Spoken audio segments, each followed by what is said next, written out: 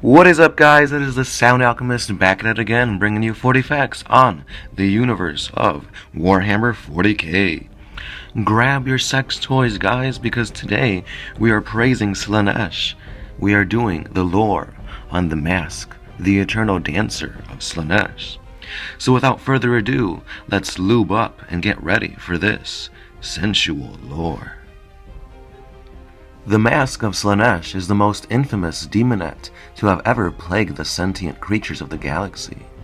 Once the Chaos God Slaanesh's favored dancer and chief handmaiden, she was now cast out by her master and cursed to forever dance through the materium and immaterium alike.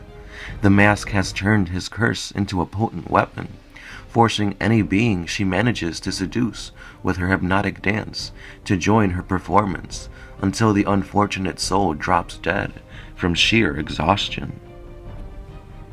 As stated previously, she was the chief handmaiden of Slaanesh. The Masque used to comb the Dark Prince's shining hair and oil it with fragrant balms. Then Slaanesh's mood was grim. The Masque would dance to lighten his thoughts, enrapturing her god with the most dazzling and acrobatic of displays. Yet for all of Slaanesh's indolence, the Masque was to become the most despised of all the Prince of Pleasure's servants. During the eternal wrangling and wars that make up the great game, it came about Tzeentch that tricked Slaanesh into an unwinnable battle against both Khorne and Nurgle, a war that ended only with the Dark Prince's defeat and humiliation.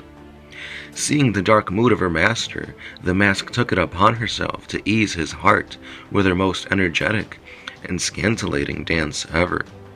Where once her leaps and pirouettes had brought laughter and joy, now Slaanesh's bitter heart saw mockery, each perfect combination of moves calculated to be barbs in his pierced pride. Enraged, Slaanesh cast the Masque aside, condemning her as a traitor. He cursed her, saying that if she wanted to dance, she must dance forevermore. And such has been the Masque's doom, to dance across eternity. In the circles of Slaanesh's realm, she pirouettes for other daemonettes, entrancing them with her sinuous movements until they are so enraptured they can no longer move or speak. She dances at the gates of Khorne, mocking the bloodletters who snarl and growl at her impudence. The Masque dances across the mortal worlds of the galaxy, trapping those who witness her. Where mortals indulge in their senses, their excess overcomes restraint. The Masque appears to lead the incautious on a dance of doom. As the Masque enacts the tales of Slaanesh's glorious history, his bespoke destiny, and his most unholy conquests, her golden mask flickers and changes, matching the roles of the character she personifies. So powerful is the lore of the Masque's display that all who see it feel compelled to join in the performance. Immortal demons and crude mortals alike feel this calling in their hearts, and they are powerless to resist, joining this show as if they had rehearsed their parts for an eternity. In the dance of dreaming, where the character of the slumbering prince awaits to be born, the Masque's troupe is lulled into a lethargic trance. While in the dance of death, a reenactment of one of Slaanesh's greatest victories over Khorne, the cast leap and flail and claw at their eyes and throats. Consumed by the ecstasy and agony of the Masque's aura, they will happily dance themselves to death, using up their last ounce of energy and their dying breaths to keep pace with their twirls and somersaults. Now the Masque's behavior is eerily similar to that of the Eldar Harlequins. This is not surprising, as the Prince of Pleasure was born from the collective hedonistic depravity of the Eldar race.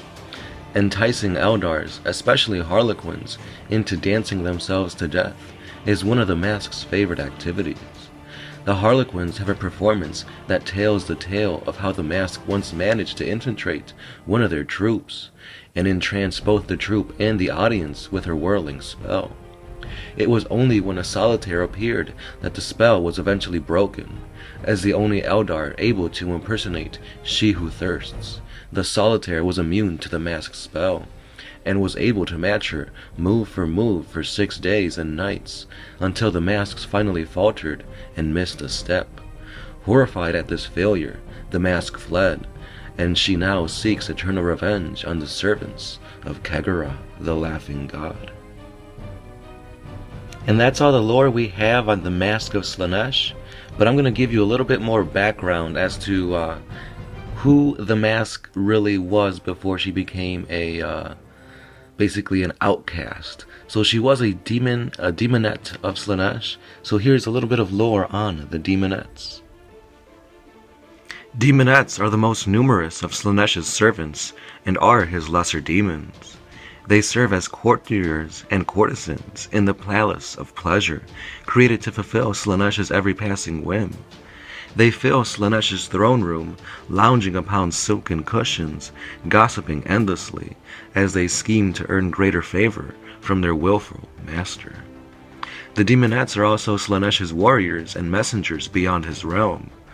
Slaanesh is given to extreme change of mood, and when frustrated, he lashes out with his legions, sending his daemonettes to tear down everything he finds repugnant, unsubtle, and crude, and replaces them with artistic vistas of destruction. In battle, daemonettes can be seen dancing across the blood-soaked ground, dead bodies forming a carpet beneath their feet. Their honeyed voices raised in joyous song of praise to Slaanesh, as they slay and maim in the name of agony and pleasure. They are dexterous killers, gifting their victims with a mixture of excruciatingly painful caresses and the most delicate and tender of killing strokes. Even in the most gruesome of conflicts, the daemonettes smile in the most gruesome of ways, as they secrete ecstasy as they go about their deadly work, delighting in the raw waves of emotion emanating from their enemies. In appearance, the daemonettes are both beautiful and revolting. They have androgynous charm that is heightened by a permeating sense of beguilement. Though their true forms are repulsive and terrifying, this supernatural power makes them appear as the ultimate beauty and object of desire in the eyes of mortals. None exposed to the lesser demons of Slaanesh forget the tide of living sensuality. It evokes both loathing and a perverse longing that forever gnaws at the minds of those who bear witness to these daemonettes of Slaanesh. The more privileged a daemonette is, the more she pleases the Dark Prince, the closer to his throne she is allowed to approach. The most favored of daemonettes are the handmaidens, fastest and most deadly of his courtesans. They are also known as the heralds of Slaanesh, and these demons are allowed on Slaanesh's days to feed him sweet meats and stroke his body with their oiled claws. It is to these depraved creatures that Slaanesh entrusts him a more subtle machinations, for his greater demons are created primarily for excessive violence, rather than the delicacy of that the Dark Prince employs. It is that the Herald of Slaanesh leads the Dark Prince's followers in the ongoing dance, using her seductive spells to corrupt her foes and inspire them to give in to their deepest needs. With promises of glory and self-fulfillment, the Herald twists the aspirations and ambitions of her prey into self-obsession, paranoia, and madness, luring the victim into the indulgent road towards self-destruction and the furtherance of the Dark Prince's deep desires. And that brings us to the end of this sensual lore on Slaanesh, her daemonettes, and the Masque. Let me know what you guys think about this. In your opinion, do you guys like Slaanesh? Because I've never seen a Slaanesh army in person. Like, yeah, I see it on YouTube, but I've never actually seen one in person. Now, do you think, is that because, you know, the whole sexuality thing and people don't want to be associated with that, so they kind of stay away from Slaanesh? I don't know, because gameplay-wise, they seem to be pretty fast, pretty agile, so I'm pretty sure they could be a pretty devastating army on the battlefield if played correctly. Now, my question to you guys today is, if you were encountered by a daemonette of Slaanesh and you were caught in her gaze, your wildest imaginations and deepest desires will be brought out. So, That being said, if you were to see a daemonette, what form would she take? So basically I'm asking you guys, write down in the comments below, hashtag booty or hashtag boobies. Cause most people are one or the other, or both, but I wanna I wanna know what you guys, if you see a daemonette, is she gonna have the booty or is she gonna have the booty? So let me know in the comments below, guys. That's all I'm gonna ask. And oh yeah, before I go, I want to let you guys know that our patrons have been increasing lately.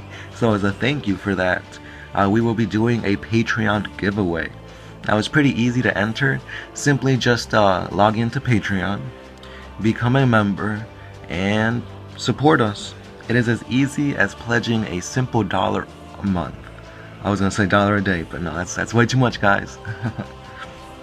So it is $1 a month, and that'll get you some more For the Greater Wall videos and some more exclusive content such as creepypastas and whatnot, tactics, you know the deal. So a big thank you to our patrons, and here is a little thank you to you guys in the form of a giveaway. Now that giveaway will probably be revealed next week during one of our Greater Walls, so stay tuned for that, guys. And as always, I have been the Sound Alchemist, part of One Mind Syndicate, and I am signing out.